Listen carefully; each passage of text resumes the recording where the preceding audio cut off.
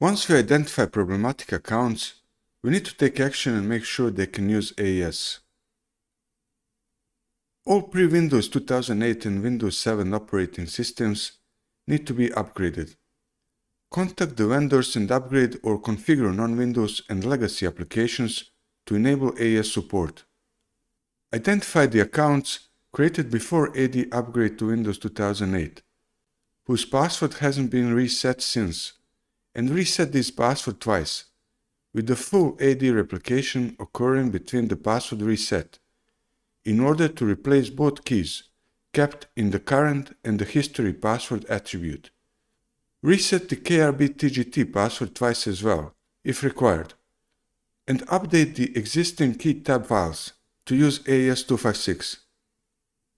Determine when AES support became available in your domain by inspecting the created date value of the group read-only domain controllers, which was created when the first post-Windows 2003 server was promoted to a DC.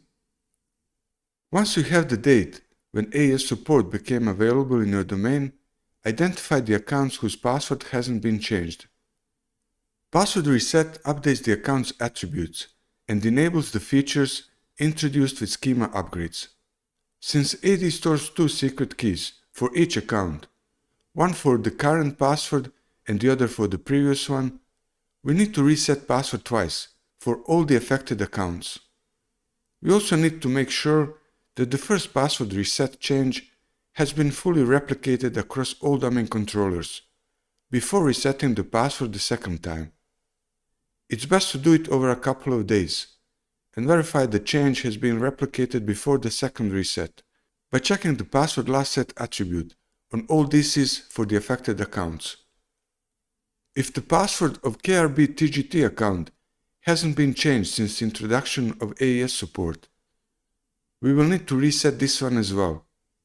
Resetting KRB-TGT password twice in rapid succession will invalidate all the TGTs across the domain, so we definitely don't want to do that, unless we are recovering from a domain compromise.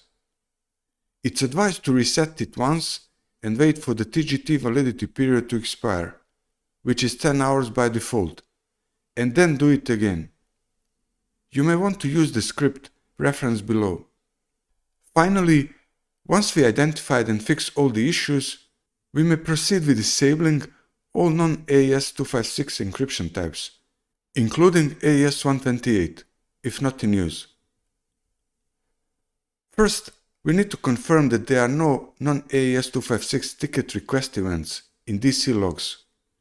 Then we can start disabling non-AES256 eTypes selectively for groups of test users and servers.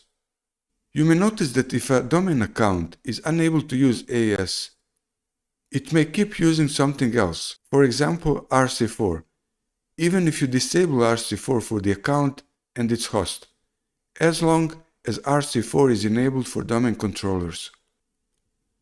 Once we are absolutely sure that there are no accounts using non-AES256 encryption types, we can disable these for all domain controllers and KRB-TGT account.